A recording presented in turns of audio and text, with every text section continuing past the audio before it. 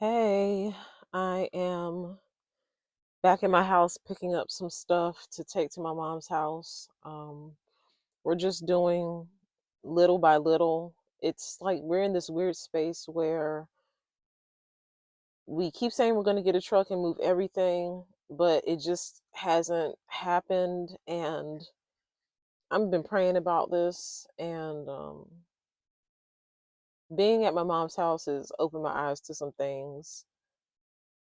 And I'll touch on that a little bit later because we have to get ready and go. But for some reason, I just feel like this isn't it, guys, and I can't. The last video that I put out was very, very emotional. Um, I was down. I was feeling pretty down, and I was like, this is it. I'm gonna lose my house. Trying to come to grips with it. Just stuff going on in my personal life. But every time I come here and I'm in this house, it's like I just feel the spirit telling me it's not over yet. And I'm trying to not doubt it, but I'm also like, how is this even going to work? How is this going to work? I don't know. I'm trying not to stress about it, but that's just where I'm at. But yeah, being at my mom's house, it's like living somewhere is different from visiting that place. And I know that that's common sense, but we also didn't have any other options about where we could go or what we could do to try to start over. And I wanted to get ahead of going into foreclosure and that whole process. And I wanted to try to sell this house, maybe do a quick sale or look at some investors or something like that. But I need to be 100% sure that it's over. So I've reached out to a couple of people, but I haven't confirmed anything yet. I need to know. I need to know for sure. I'm not just gonna jump to conclusions about anything. And even though it feels like I might lose my house, that's just a feeling, and feelings pass. But being at my mom's house has taught me a lot. It's not my mom or anything like that. It's that, her place is really small. We're a large family.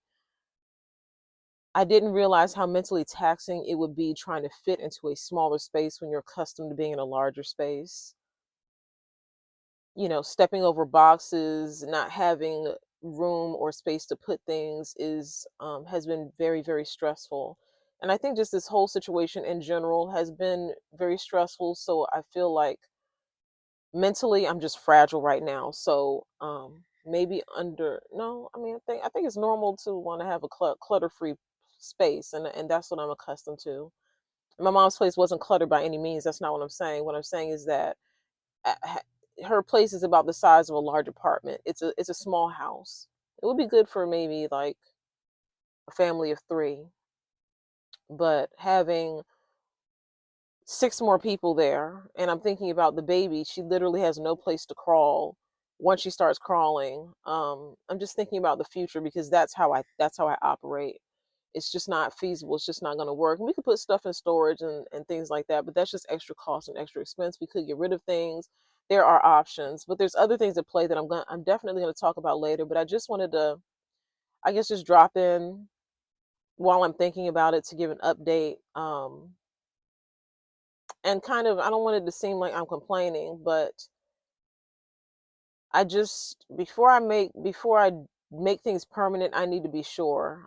That's just how I am. And even though I'm at my mom's place, it still feels very temporary. It doesn't feel final. And so that's just where I'm at. But we're gonna get on the road, and I'm going to get this stuff.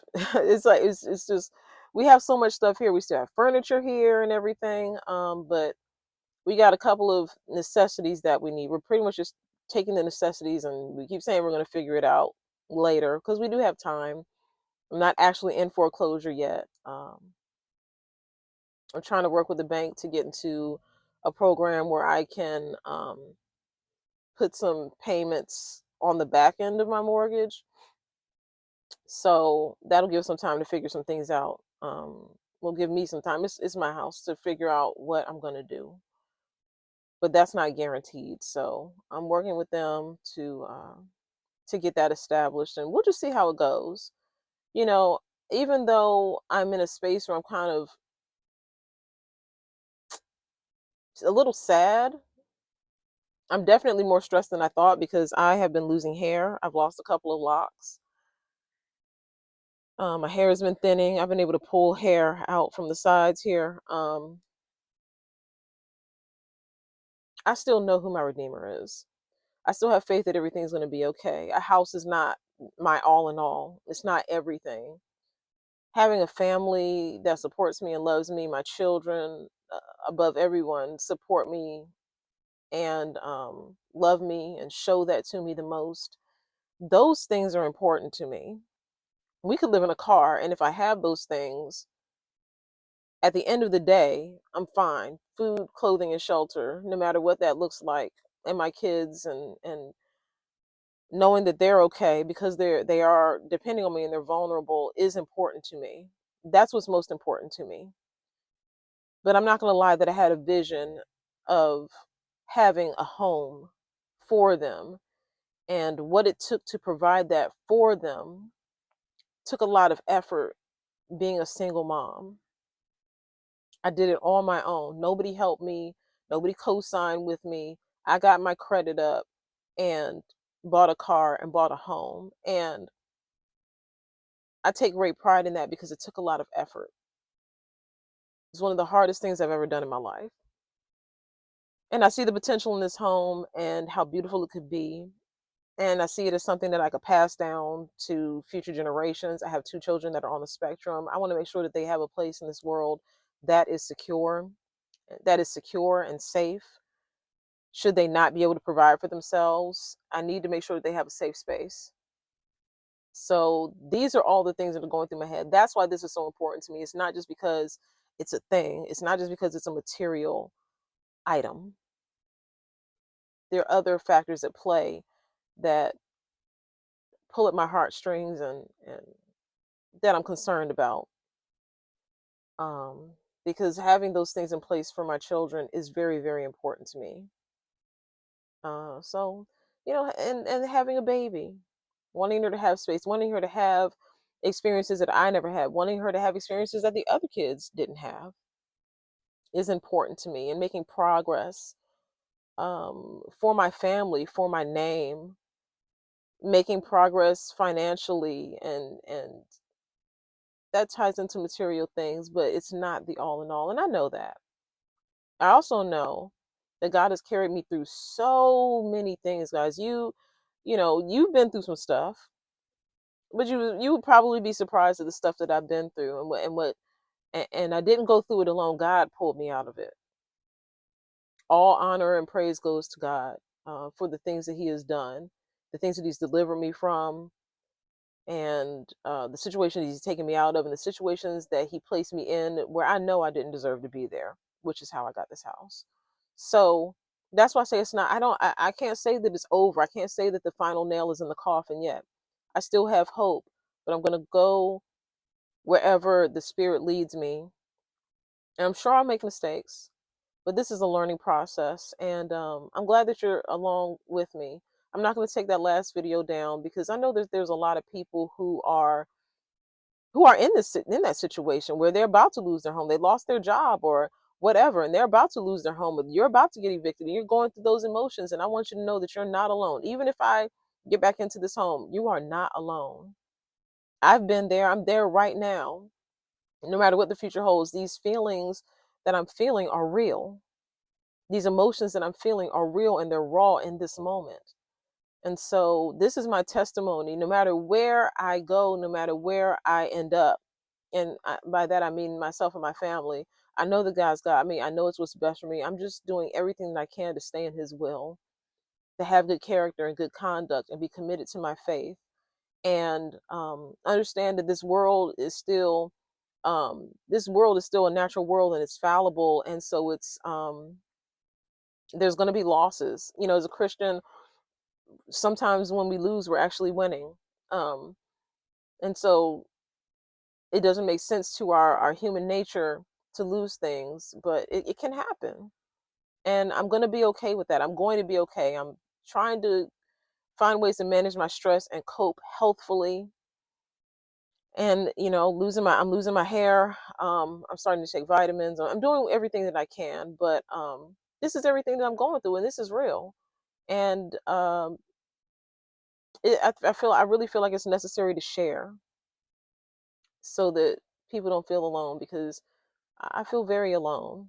I feel very alone, but I know that other people are dealing with things similar or things just as stressful as well. But I just want to be a light in the darkness saying you're not alone. So I hope that people find this information or these videos useful. And it's also helping me to vent as well. So yeah, I'm going to get on the road. The kids are getting their stuff together. They're about to get in the car. I don't always want to talk about this in front of them. So this was just an opportunity to do that. And I'll talk a little bit more when I get back to my mom's house. But for now, take care, and I love y'all, and I'll see y'all in a bit. Hey everybody, what's up? I'm just let me get the dog.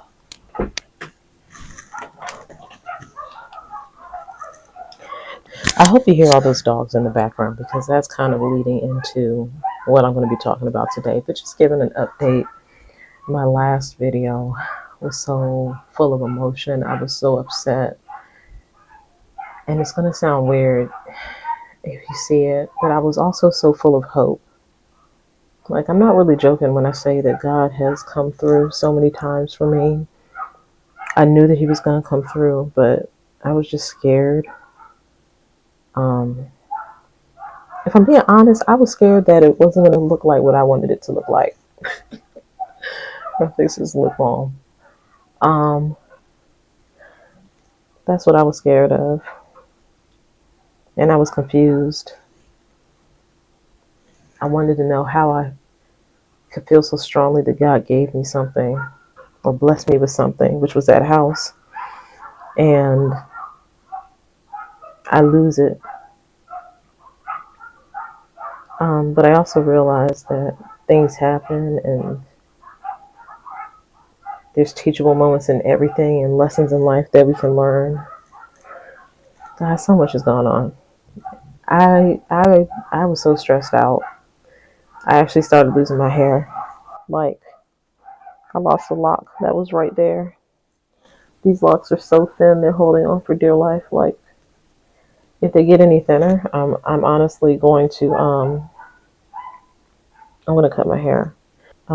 It's that bad. It's mostly just on top, but yeah, like, I don't know if I can still do it, but I think it's settled down a little bit. I was pulling out hair, and we've been talking about it, me and Damien and the kids and everything, and we think it's a lot of it had to do with stress. And then um, I'm on Depo, and that's one of the side effects, because I've just been feeling awful. Um, but right now, currently, we are at my mom's house, and you know how you can go over somebody's house and visit. I got this glare in my glasses. This is, yeah, we'll get into that as well. You know how you can go over somebody's house, you can visit them a million times and not notice certain things. Certain things won't bother you. Um, we got here, and within 3 days, we realized just how tight it is here. So this is a 3 bedroom. It's all on one floor, but this is about this is about an apartment size, like a decent sized apartment. This is about an apartment sized house. It would be great for 2 people and maybe 2 little kids. Um, but with everything that I've accumulated and that we have accumulated as a family with the dog and everything, it's just not sustainable here. Also, let me get closer to this window.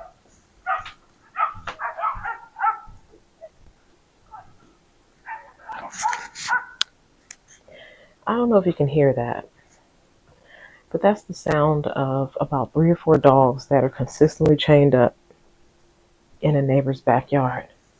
So back there is my mom's yard. Let me just show you. Obviously, that's the bed. My mom's yard is back there. Back there is about 3 or 4 dogs that are consistently chained up. and they bark 24/7. And I have never heard those dogs before until we moved in. I've stayed here overnight. I have been here, you know, it's my mom's house. Never noticed those dogs before. It took it took about 2 weeks for us to even be able to fall asleep on time at night. Namely, Damien and I, because this is our room, and the baby. It took her about a week. I think it was just from exhaustion. She just finally started going to sleep, but it was hell. Um, there's just other things like this is not a video to like talk about my mom's house or anything like that. It's not even we're not even on that. It's just about what works for us. And there's just things that it's not about being picky. It's just not working for us. And so we initially were very, very stressed out. Damien has to drive about 2 hours to work, 2 hours each way. And he has had some moments where he has fallen asleep on the road, even more than before. I think I mentioned before he has some kind of sleep condition. He has some sort of sleep disorder that I think is associated with his diabetes. But yeah, he was falling asleep on the road. He's almost had a few accidents. He has had to pull over on the side of the road to take a nap, and that's not sustainable. It's very dangerous. Sonic's commute she was already driving 2 hours to school. Now there's an extra half hour added onto that each way, so she's driving for a total of 5 hours every day. Um, and she's young and she's doing it, but any time that we can save there will be helpful as well. And then, guys, it just felt like one thing after another was happening. Literally, a week after we got here, Sonic was driving to school and got a flat tire. I went up there. No, the first time Damien went to her because she was closer to him, and he got her and got the tire. Went to a tire place. Like, it was all that back and forth. And I'm not lying when I tell you the next week she got another flat tire. This time she was closest to me, so we had to go through all that. And, happy to help out my kid. What makes it hard is driving hours with this baby. This baby does not like the car seat. She does not like driving. She does not like being in the car. She has been forced to get used to it a little bit, but she would be crying for like an hour or 2 hours. Like, driving there, she might cry. And then driving back, she might cry. So that adds more time onto our trip because I take her out and let her get a break. As soon as she gets back in that seat, she's crying again. So there's that. And then a week after we got the tire fixed, Sonic's car broke down and stayed on the side of the road for 2 weeks so that we could get AAA and get things in order because we had money tied up in other things. One thing after another. We got her car towed, and so we need to see what the mechanic says. But guess what? Now that Sonic can't drive to school, she also can't drive to work. And Katie works the same place that she works. So now we have to go and drive an hour and a half to take them to work. And so all these things just kept piling up. Oh, let's not forget, last week, Damien got a flat tire. And guess what? He has a Tesla. And it doesn't come with a tire changing kit. It doesn't come with a spare tire. So I was on my way to take Katie to work. He woke me up early in the morning with a text like I got a flat tire. He was trying to handle it. I was in the process of taking Katie to work. Took Katie to work. Didn't realize I passed right by him. And after I took Katie to work, came to help him deal with that. And with Tesla, can't necessarily get any old tire. A Tesla tire is $400. So we went the route of getting, I think you can get a Tesla tire at Tesla, or you have to get the exact same tire if you go someplace else. Something, I don't know. Guys, when I tell you one thing after another,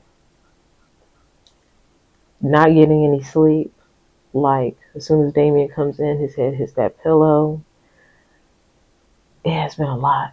It has been a lot. And I'm not going to even talk about the fact that these rooms are super tiny. So Damien and I have a room, my mom has a room, and 3 kids are in one room. That's smaller than this one. Look, I'm going to show you this room. And I'm just going to say right now, this whole process, I told you this was my growth season. I said this in previous videos. I thought that I was going through the fire then, but I'm going through the fire now, or I have. I am at the point now where, how can I say this? I'm not ashamed. This is my life. This is how things are going.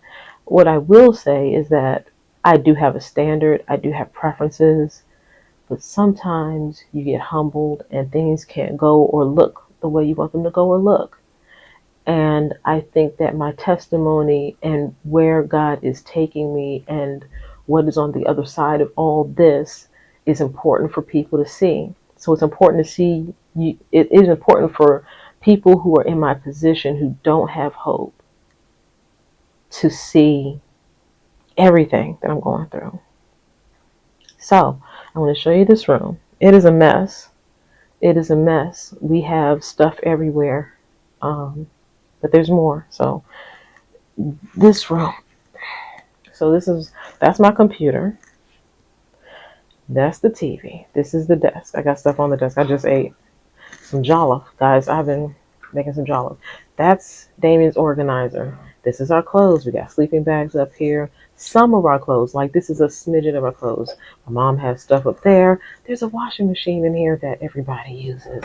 There's a bed. There are laundry baskets, blankets, bed in the corner. And this is another thing I'll say. Along the lines of, like, if you go over someone's house, there's things that you don't notice. Like, for a week, we were claustrophobic, like extremely claustrophobic. And when I say, like, every time I came in this room, I would have a panic attack because I am just accustomed to having room. I'm not accustomed to I sleep, the baby sleeps with us. So she's either over here or over there, and I'm on the other side of her. Damien's right there. I can't just turn and get out of bed. I got to go all the way down here every night to get out of that kind of stuff. Stepping over stuff, stepping over boxes, stepping over this, that, because this house can only hold so much is mentally taxing. I told Damien about a week or two, and I was like, I don't know if I can do this. Like, mentally, this is breaking me down. I don't know if I can do this. And Damien's a type where he could feel the same way, but he's very stoic. He's not going to say anything, but you can see it all over his face. So he won't say anything negative, but I could tell he was feeling it too. But I felt this knot in my stomach. When I tell you my heart was racing, sweating, a knot in my stomach, it was like that. So I am just getting to the point where I can breathe. But y'all, this room is small. Now the kids' room, I'm not even gonna show you the kids' room. But it's bad and it's small. Baby's about to wake up. Zaria, say hey. You trying to grab it?